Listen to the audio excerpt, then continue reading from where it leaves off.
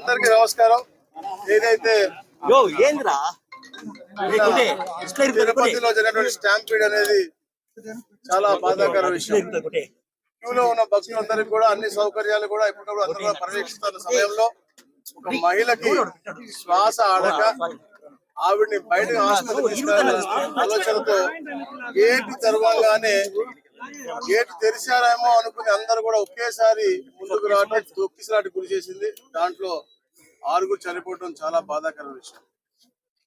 ముగ్గురు విశాఖపట్నం నుంచి, ఒకరు నర్సీపట్నం నుంచి, ఒకరు తమిళనాడు, ఒకరు కేరళ నుంచి 6 చనిపోవడం, 5 మహిళలు, ఒక పురుషుడు చనిపోవడం జరిగింది. వారి యొక్క కుటుంబాలకి అందరికి కూడా ప్రగాఢ సానుభూతి తెలియజేస్తా ఉన్నాం. చంద్రబాబు నాయుడు గారికి తెలియగానే వెంటనే అక్కడ ఉన్నటువంటి అధికారులతో, కలెక్టర్ గారితో, ఎస్పీ గారితో కూడా ఎప్పటికప్పుడు సమీక్ష చేసుకుంటూ మెరుగైన చికిత్స అందించాలని చెప్పేసి ఎవరికైతే ఇబ్బంది కలిగిందో 40 మందికి వాళ్ళకి కూడా మెరుగైన చికిత్స అందించాలని చెప్పి రుయా ఆసుపత్రికి అలాగే సిమ్స్ ఆసుపత్రికి కూడా చేయడం జరిగింది.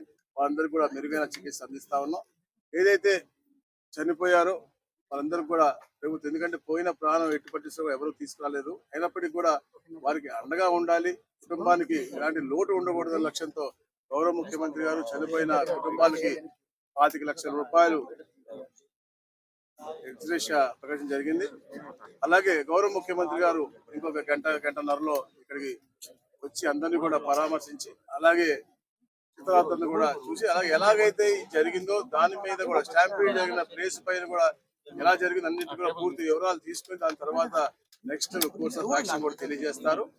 తప్పకుండా అందరూ కూడా తక్కువ సమయంలో రికవర్ అయ్యి అందరూ ఇళ్ళకి వెళ్ళాలని చెప్పేసి కోరుకుంటాం. ఇప్పుడు బాడీస్ అన్ని కూడా ఎక్కడ ఉన్నప్పటికీ కూడా ప్రభుత్వ అంబులెన్స్ తో పాటు ఒక రెవెన్యూ సిబ్బంది కూడా వాళ్ళతో పాటు ఒక కారులో వెళ్లి వాళ్ళ అక్కడ దిగి వాళ్ళ బాడీ అప్పచెప్పి అన్ని కార్యక్రమాలు చేస్తారు. తర్వాత ప్రభుత్వం ఇచ్చేటువంటి ఎక్స్ప్రెషన్ ఏదైతే ఉందో అది మా నాయకులు అలాగే ఈ టీటీడీ అధికారులు కూడా వెళ్ళి ఇవ్వబోతా ఉన్నారు.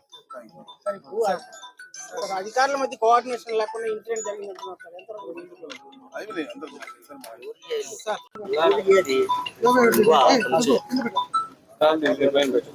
ఈనాడు మరి కొద్ది గంటల్లో మనం వైకుంఠ ఏకాదశి పర్వదిన కార్యక్రమాలు ప్రారంభమవుతున్నాయి. దేవదేవుని యొక్క ఆశీస్సుల కొరకు లక్షలాది మంది అన్ని ప్రాంతాల నుంచి ఇక్కడికి వస్తున్నటువంటి తరుణంలో ఇదొక దుస్సంఘటన ఇక్కడ జరిగింది. ఈ సంఘటన పట్ల మన ముఖ్యమంత్రి శ్రీ చంద్రబాబు నాయుడు గారు ఆయన దిగ్భ్రాంతిని వ్యక్తం చేయడం, వారితో మరి భారత ప్రధానమంత్రి గారు కూడా వారి యొక్క బాధను వ్యక్తం చేయడం, ఉప ముఖ్యమంత్రి గారు కూడా వారి బాధను వ్యక్తం చేయడం, ఇవన్నీ కూడా చూడడం జరిగింది. ఈరోజు ఈ సంఘటన ఎలా జరిగింది అనేటువంటిది ఆ విచారణ, దాని నివేదికలు తర్వాత పరిశీలన చేయడం జరుగుతుంది. ముందు గాయాల పాలైనటువంటి వ్యక్తులకి మంచి మెరుగైన చికిత్స ఇవ్వాలన్నదే ప్రభుత్వం యొక్క లక్ష్యం. ముఖ్యమంత్రి గారి ఆదేశాలు కూడా అలాగే ఉన్నాయి. దాదాపు ఇప్పుడు చనిపోయినటువంటి కుటుంబాల్లో ఏ విధంగా అయితే వాళ్ళకి నష్టం జరిగిందో ఆ నష్టాన్ని మనుషులను అయితే తీసుకురాలేదు, కానీ ప్రభుత్వం ఆ కుటుంబాలను ఆదుకోవాలని చేసే ప్రయత్నంలో ఇప్పుడే మా రెవెన్యూ మంత్రి గారు ముఖ్యమంత్రి గారి ఆలోచనను ప్రకటించడం జరిగింది. ప్రతి చనిపోయినటువంటి వ్యక్తి కుటుంబానికి 25 లక్షల రూపాయలు ఎక్స్గ్రేషియా కింద ఆ కుటుంబానికి చేర్చడానికి ఏర్పాట్లు చేయడం జరుగుతుంది. చనిపోయినటువంటి వాళ్ళు పోస్ట్ మార్టం పూర్తి కాగానే ఆ యొక్క శవాలు, వాళ్ళ యొక్క బాడీస్ అన్ని కూడా అంబులెన్సుల్లో ఒక అధికారిని ఇచ్చి ప్రత్యేకమైన వాహనాల్లో వాళ్ళ ప్రాంతాలకు పంపడం జరుగుతుంది. ఆంధ్రప్రదేశ్ రాష్ట్రంలో ఉన్నటువంటి వీళ్ళందరూ కూడా ఇంచుమించుగా 1-2 జిల్లాల నుంచి, విశాఖపట్నం, అనకాపల్లి ఆ ప్రాంతాల నుంచి ఉన్నారు. కాబట్టి ఆ జిల్లా కలెక్టర్లకు కూడా రెవెన్యూ మంత్రి గారు ఆదేశాలు ఇచ్చారు. అక్కడ కూడా ఉండి ఈ కుటుంబాలకి మరి అన్ని విధాలుగా తోడుగా ఉండాలని చెప్పి అక్కడ మా శాసనసభ్యులకి, మంత్రులకి అందరికి కూడా ఇప్పటికే ఆదేశాలు పంపడం జరిగింది. ఈ సమస్య ఎలా వచ్చింది, ఏంది అనేటువంటి దాని మీద సమన్వయ లోపమా లేకుంటే ఏదైనా తొందరపాటు చర్య జరిగిందా అనేది విచారణ నివేదిక రాగానే దాని మీద సరైనటువంటి చర్యలు తీసుకుంటామనేటువంటి మాట ఇవాళ ప్రభుత్వం ఈ సందర్భంగా తెలియజేస్తుంది. Thank you. లక్షలాది మంది ప్రజలు ఈ రోజు వైకుంఠ ఏకాదశిన దేవదేవుడు వెంకటేశ్వర స్వామిని అందరూ కూడా దర్శించుకుందామని, అతని ఆశీర్వాదం తీసుకుందామని దూర దూర ప్రాంతాల నుంచి మిగతా రాష్ట్రాల నుంచి కూడా ఈ రోజు భక్తులు చాలా మంది ఇక్కడికి రావడం జరిగింది. అదే విషయం ఏంటంటే ఇది చాలా దురదృష్టకర సంఘటన. ఎందుకంటే టీటీడీ ఈసారి లక్షలాది మంది ప్రజలు వస్తారనే సంగతి తెలిసి చాలా ఏర్పాట్లు కూడా చేస్తున్నారు. ఈ టీటీడీ చేసిన ఏర్పాట్లని, ప్రభుత్వం చేసిన ఏర్పాట్లని కూడా నిన్న ఉదయమే చాలా మంది భక్తులు కూడా కొనియాడిన సందర్భాన్ని కూడా ఈ సందర్భంగా గుర్తు చేయాలి. నిజంగా ఒక దురదృష్టం. ఒక ప్రాణాన్ని కాపాడిపోయిన సందర్భంలో జరిగిన సంఘటన అక్కడ తొక్కిసలాట జరిగింది. దురదృష్టవశాత్తు సుమారుగా 5గురు ఒక చోట, 6గురు ఒక చోట కూడా చనిపోవడం, ఒకరు ఒక చోట, 5గురు ఒక చోట, ఒకరు ఒక చోట చనిపోవడం జరిగింది. ఓవరాల్ గా 6గురు చనిపోవడం జరిగింది. ఆ 6గురులోని కూడా ఎక్కువ మంది మన విశాఖపట్నం ప్రజలు వాసులు కూడా ఉండటం నిజంగా చాలా బాధాకరం. ఈ సంఘటన జరిగిన వెంటనే ఇమీడియట్ గా గౌరవ చంద్రబాబు నాయుడు గారు ముఖ్యమంత్రి వర్యులకి ఈ విషయం తెలియటం, వెంటనే హుటాహుటిని ఇక్కడ ఉన్న ఎస్పీ గారితోని అదే విధంగా కలెక్టర్ గారితోని కూడా ఏం జరిగింది అని చెప్పి ఆరా తీసి ఇమీడియట్ గా టీటీడీ ఈవో అధికారులు అందరితో కూడా ఒక మీటింగ్ ఏర్పాటు చేసుకొని ఇమీడియట్ గా అక్కడ ఏం జరిగింది అన్న సంగతి కూడా తెలుసుకోవడం జరిగింది. ఇంకా ఫర్దర్ గా జరగకుండా, ఎటువంటి ప్రాణ నష్టం జరగకుండా అక్కడ గాయపడిన ప్రతి ఒక్కరిని కూడా ఆసుపత్రికి తరలించి మెరుగైన వైద్యం అందించే వరకు కూడా మీరు అక్కడే ఉండాలని చెప్పి వాళ్ళందరికీ కూడా ఆదేశాలు ఇవ్వడం జరిగింది. తర్వాత ఎటువంటి ప్రాణ నష్టం కూడా జరగలేదు. ఈ రోజు చాలా మంది గాయపడిన వాళ్ళు కూడా ఇంట్లోకి డిశ్చార్జ్ అయ్యి ఇంట్లోకి వెళ్ళిపోయిన సందర్భం కూడా ఉంది. ఇంకొంతమంది ఇప్పుడు హాస్పిటల్లో కూడా కొంతమంది ఉన్నారు.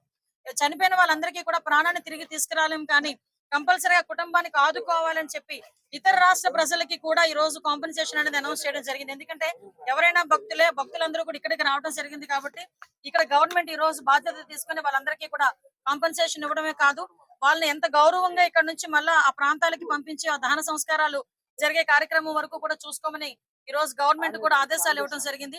ఎవరైతే ఇందాక మీరు అన్నారు కొన్ని సమన్వయ లోపమా, లేకపోతే ఏదైనా పోలీస్ వైఫల్యమా, లేకపోతే అడ్మినిస్ట్రేషన్ వైఫల్యమా, ఏది అన్నది చాలా క్లియర్ గా సీసీ కెమెరాస్ ప్రతి చోట ఉన్నాయి. మీకు తెలుసు, ప్రతి చోట ఉన్న సీసీ కెమెరాలో ఏం జరిగింది అన్నది కూడా మేము అధ్యయనం చేసుకుంటాం.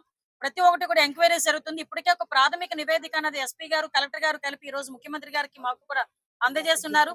బాధ్యులు ఎవరైనా కూడా బాధ్యతారహితంగా పనిచేస్తే వాళ్ళ మీద ఇట్టి పరిస్థితులను కూడా చర్యలు ఉంటాయి. కంపల్సరీగా ప్రభుత్వపరమైన చర్యలు ఉంటాయి. అందులో కూడా వెనకాడే పరిస్థితి లేదు. ఫర్దర్ గా ఇటువంటి సంఘటనలు జరగకుండా చూసుకునే బాధ్యత కూడా తీసుకుంటాం.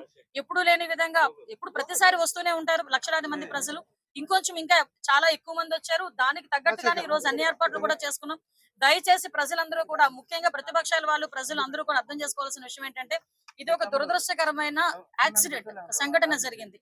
దీనికి ఫర్దర్ గా జరగకుండా బాధ్యత కూడా మేము గవర్నమెంట్ తీసుకుంటాం.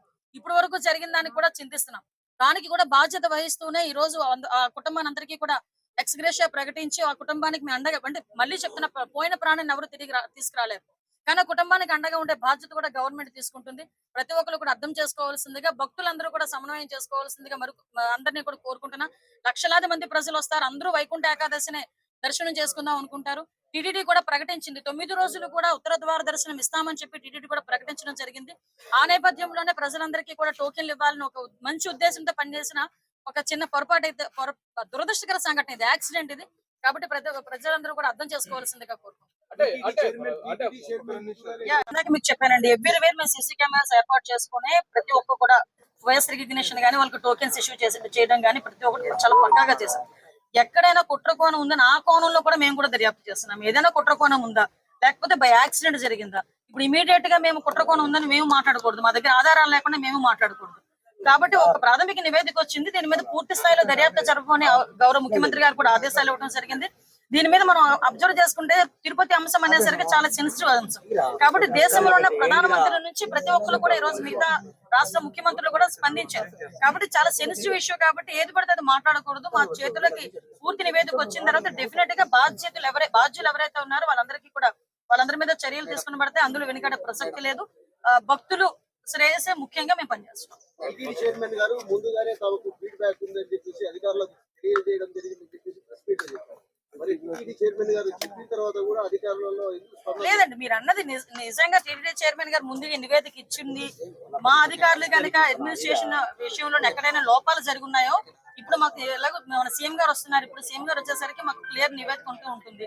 నిజంగా అలాంటి పరిస్థితులు ఏమైనా ఉన్నాయి, ఎవరైనా ఏ స్థాయిలో వ్యక్తి అయినా కూడా అతని మీద చర్యలు తీసుకోవడానికి ఎక్కడ కూడా వెనుకాడం. అదే విషయం చెప్తున్నాను కదా సార్, నిజంగా అదే పరిస్థితి జరిగి బాధ్యత రహితంగా ఎవరైనా పనిచేస్తుంటే, బాధ్యత రహితంగా పనిచేసిన ప్రతి ఒక్కరి మీద కూడా చర్యలు ఉంటాయి. ఇదేది దాచేసి దాగేదేం కాదు కదా. ఈ రోజు కాకపోతే రేపైనా తెలుస్తుంది ఎవరు బాధ్యత రహితంగా పనిచేశారన్నది. కాకపోతే ప్రతి ఒక్కరు కూడా బాధ్యతాయుతంగా పనిచేయాలని మేము కోరుకుంటున్నాం. ఎందుకంటే లక్షలాది మంది భక్తులు వచ్చే పుణ్యక్షేత్రం ఇది. దయచేసి అటువంటి బాధ్యత రహితంగా పనిచేసిన ఏ స్థాయి వ్యక్తిని కూడా, అది కింద స్థాయి వ్యక్తి, పై స్థాయి వ్యక్తి, ఏ స్థాయి వ్యక్తిని కూడా వదిలిపెట్టే ప్రసక్తి లేదు.